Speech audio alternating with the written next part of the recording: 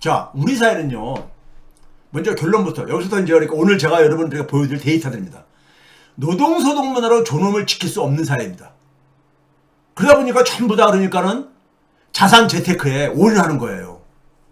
많은 국민들은 벼락거지에 그러니까 공포 속에 살아가고 있는 거고. 예? 이게 노동 없는 반도체 반도체 붐을 지금부터 제가 분석해서 보여드릴게요. 자, 우리가 올해 1분기, 지난 1년 동안 반도체 붐에 의한 결과라는 것을 누구도 외면할 수 없죠. 자, 이거 봐보세요. 대기업 상용직 실질급여입니다. 실질급여예요. 올해 1년 실질급여 보게 되면 처음으로 문재인 정권 때의 실질급여를 돌파했습니다. 전체 대기업의 평균입니다. 상용직에 745만 원으로요. 맨 오른쪽에 보게 되면은 스카이블루 색으로 보면은 745만 원, 744.5만 원 돼 있잖아요. 문재인 정권 때 2022년 때 수준을 넘어섰어요. 처음으로요. 대기업 상용직이. 이게 뭐 때문이겠어요? SK하이닉스, 삼성전자, SK하이닉스의 저겁니다. 결과인 거예요. 근데 중소기업 상용직이 얼마인가 봐보세요. 353만 원입니다. 중소기업 상용직은요. 근데 이건 문재인 때가 361만 원이었으니까는 오히려 후퇴한 거죠. 임시 일용직 150만 원 정도 됐어요. 작년에. 그러니까 아니 올해. 네? 올해. 근데 문재인 때는 162만 원 했었고요. 지금 뭡니까요? 대기업 상용직만 지금까지의 그러니까 가장 높았었던 문재인 정권 마지막 때는 2022년을 돌파했어요. 나머지 중소기업과 임시 일용직 대부분의 서민들이 그러니까 한 일자리를 가지고 있는 부분들은 후퇴했다 이거예요. 후퇴하고 있다 이거예요.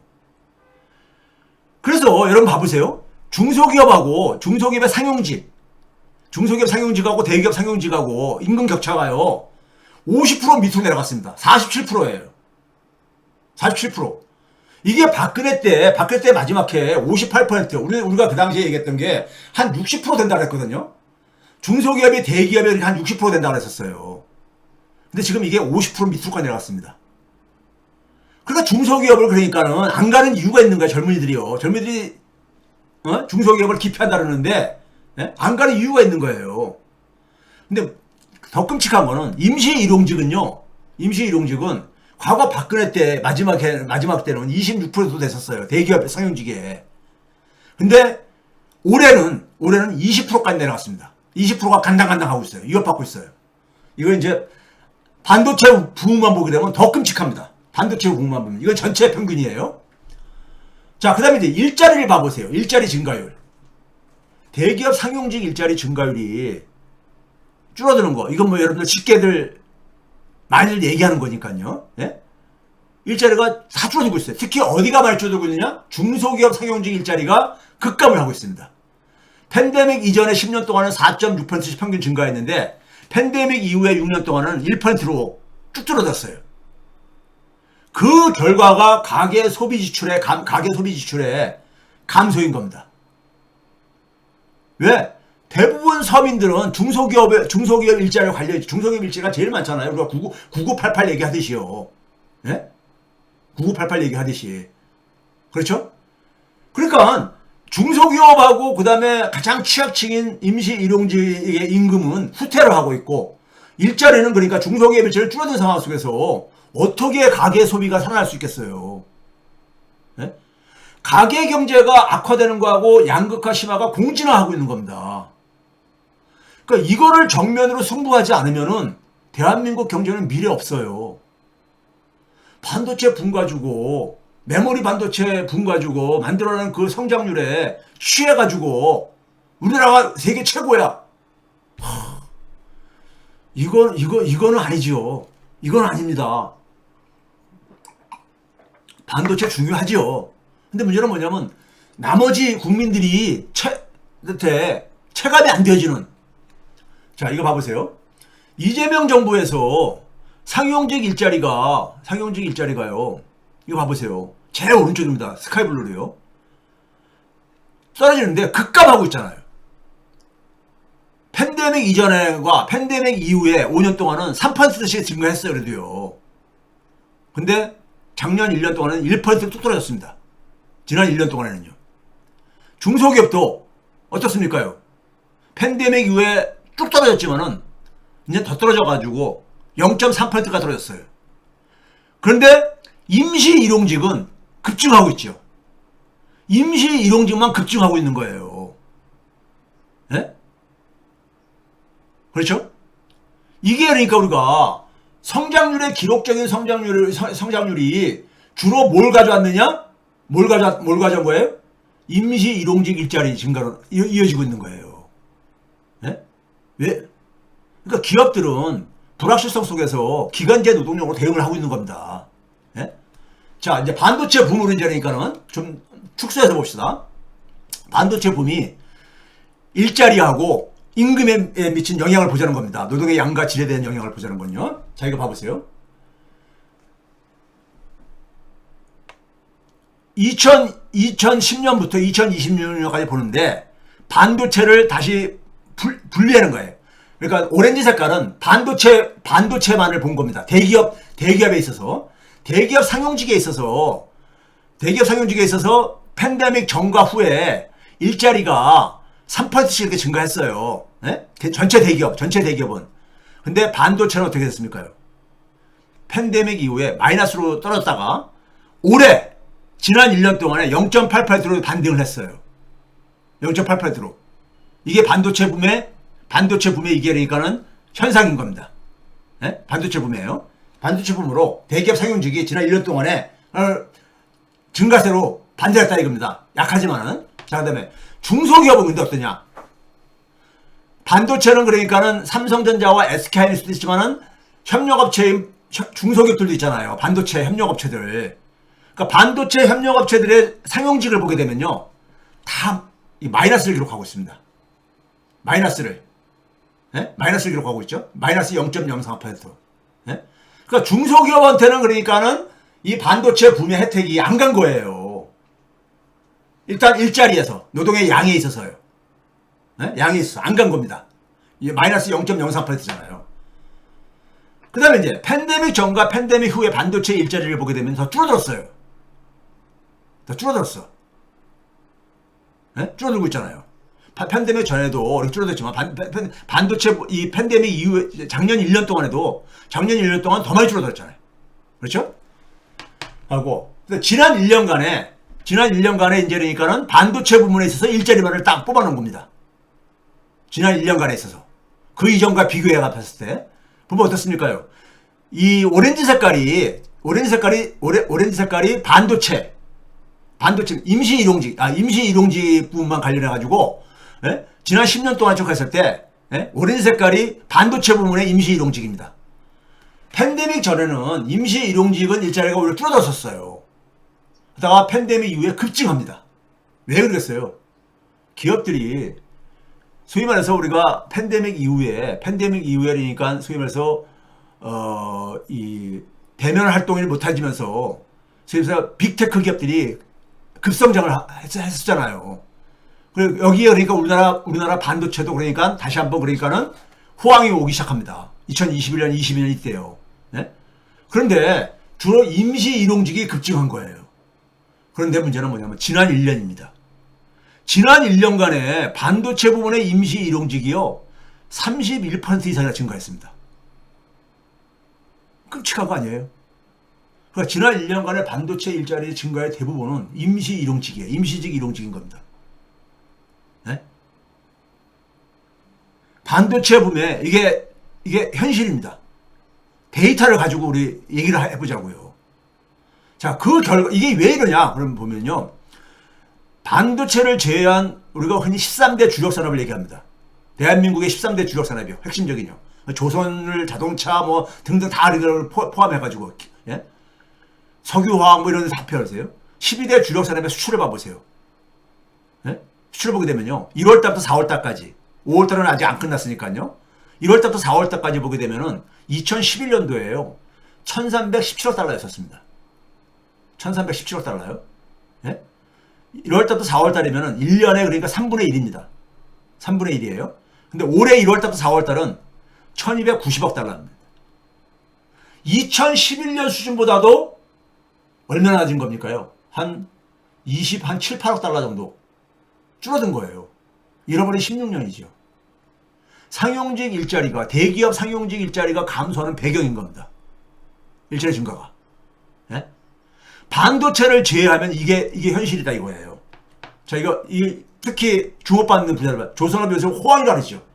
선박 수주물. 2011년도에 229억 달러 있었어요.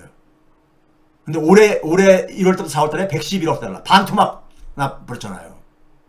무선통신 96억에서 69억. 철강 줄어들고, 디스플레이도 줄고, 섬유, 가전, 자동차 부품 다 줄어들고 있잖아요.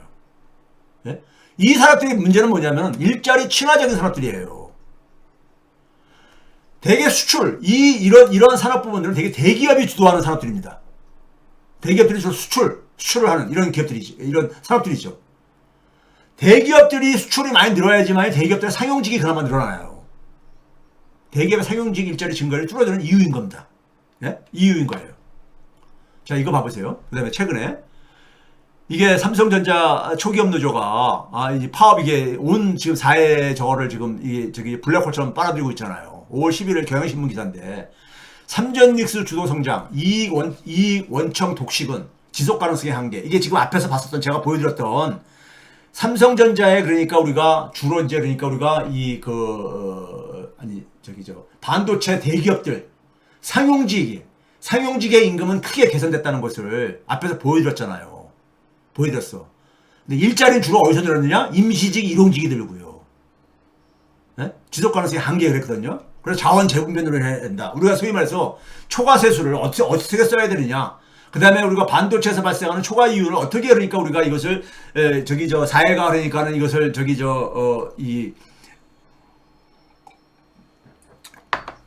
여기에 그러니까 관심을 가져야 되냐 어떤 부분에 이런 얘기가 가는 거잖아요. 예? 그런데 여러분들 저는 있잖아요. 이번에 삼성전자 초기업 노조의 최승호 위원장인가 하는 분이 아주 그냥 지면을 아주 도배를 하고 있는데 요즘 보게 되면요. 이분이 일단 어떤 인터뷰한 내용이 화제가 됐었죠. 화제가 됐는데 그걸 보면서는 뭐냐면 우리가 인국공 사태라고 있었잖아요. 인국공 문재인 정부 때 인천공항에 거기에 이제 그러니까 우리가 소위 비정규직들을 정규직화 문재인 정부에 그러니까는 이 노동정책 중에 대표적인 것들은 초창기에 소위 말해서 비정규직의 정규직화 공공 부분에 있어서 이걸 이제 가하면서 인천국제공항을 그러니까는 그 당시 상징적으로 그러니까는 첫 저걸로 이제 들어갔었잖아요. 그 당시에 인천국제공항에 정규직 직원들이 저는 그 당시 지방에 강연 때문에 갔다가 우연히 저기 서초동 쪽에서 버스 내려가지고 이렇게 나오는데 길거리에서 아주 말끔하게 정장을 차려입은 그러니까는 젊은 친구들이 한 20대 20대처럼 안 보이더라고요. 소위 말해서 그러니까 이 정장도 쫙 차려입고 다들 말끔하게 출근복 차림으로 이렇게 하면서 뭘 나눠주고 있더라고요. 나눠주고 있는데 서초동 길거리에서요. 그렇게 받아보니까 그 당시 그게 뭐냐면 인천국제공항공사의 비정규직을 정규직하는 것에 반대하는 그러니까 성명문을 나눠주고 있는 거예요. 시민들한테요. 길거리에서요. 그게 이제 소위 말해서 인국공 사태를 상징하는 하나의 저는 그걸 기억으로 남아있는데 저는 이게 또 떠오르더라고요. 최승호 위원장이 최근 이제 시사인으로 기억해요. 시사인이라는 그러니까 시사 잡지하고 인터뷰에서 그런 얘기 했잖아요. 하청업체도 성과를 좀 나눠야 되지 않느냐 하는 주장에 대해서 뭐라고 했습니까요? 정규직은 공부도 많이 한 분들이고 입사할 때 채용 조건이 달랐는데 일률적으로 같은 선에서 봐야 하는 건 아니라고 생각한다. 이 발언이 굉장히 파장이 컸지요. 예? 그러니까 여기서 딱 봤을 때 요즘 그러니까 우리가 20, 30대들이 가지고 있는 공정, 그 당시에 그래서 인천국제공항 인국공 사태로 인해가지고 공정 문제, 젊은 사람들이 갖고 있는 공정에 대한 것이 화두로 떠오르고 많은 논쟁들이 벌어지고 그랬었잖아요. 예? 그런데 노동조합은 이걸 딱 보면서는 뭐냐면요. 이걸 딱 보면서 우리가 전통적으로 노동경제학에서 노동운동사에서 공부한 게 중에 노동조합이 그러니까는 이 사회 개혁, 사회 전체를 그러니까 연대의 관점으로 협력의 관점의 시각을 갖지 않으면은 관점하지 않으면 노동운동은 실패한다는 것을 우리는 전통적으로 그렇게 역사 속에서 그렇게 우리가 인식하고 있습니다. 그걸 우리가 흔히 말 조합주의라고 하죠. 조합주의요. 조금 더 구체적으로 얘기하면 이기적인 조합주의죠. 배타적인 조합주의죠. 그 조합주의라는 게 뭡니까? 노동조합이 전체 노동자의 권익보다는 자기 소속조합원의 경제적 이익만을 우선하는 현상을 가지고 우리가 흔히 조합주의라고 하죠. 조합주의라고 하죠. 그러니까는 이런 인식을 그대로 저는 여기서 이제 딱 이게 연상이 되더라고요. 자, 그걸 보여주는 것이요. 여러분들 이거 봐보세요. 이게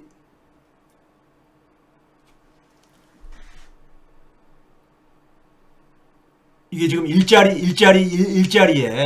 연평균 증가율인데요. 일단 일자리 양과 관련해 가지고요. 2010년부터 지금 올해까지 1분기 기준으로요. 이 기준을 딱 봤을 때 이게 봤을 때 보게 되면요. 상용직 일자리, 대기업 상용직 일자리는 줄어들고 있고 반도체 대기업 상용직이 한 0.8% 정도 올해 그러니까 반등을 했다 그랬잖아요. 네? 반등을 했다 그랬잖아요. 지난 1년 동안에요. 그런데 여기 보게 되면 중소기업하고 반도체 부분의 중소기업의 반도체 상용직은 마이너스 0.03%라고 맨 오른쪽에 스카이블루 색으로 표시한 거예요. 오히려 줄어들었어요. 그러니까 반도체 붐이 중소기업 일자리에는 별로 도움이 안 된 거예요. 네? 대부분의 그러니까 서민들이 그러니까는 종사하는 중소기업 일자리에는 특히 반도체 일자리에는 도움이 안 된 거예요. 우리 줄어들었으니까요. 반면에 임시 일용직은 급증을 했어요. 31% 이상 급증을 했으니까요. 네? 급증을 했어요. 그러니까 대부분 반도체 붐으로 인해서 일자리에 미친 영향은 임시직 일용직이라 이겁니다. 이거 엄청나게 증가했잖아요. 이건 왜 그런 거겠어요? 뭐 자동화 이런 것도 있겠지만은 기업이 불확실성 속에서 이게 언제까지 갈지도 모르니까 기간제로 이걸 대응을 하고 있는 겁니다. 자, 그 다음에 이게 제가 아까 얘기했던 중소기업 상용직이 중소기업 전체 평균의 일자리 증가율보다도 더 낮아요. 네? 더 낮은 상황이란 말이에요. 이게 이제 바로 뭐냐면 대기업은 수출을 담당하고 중소기업은 내수를 담당하다 보니까는 중소기업의 상용직하고 대기업 상용직하고 일자리 증가율에 차이가 보이잖아요. 차이가 나타나잖아요. 그렇죠?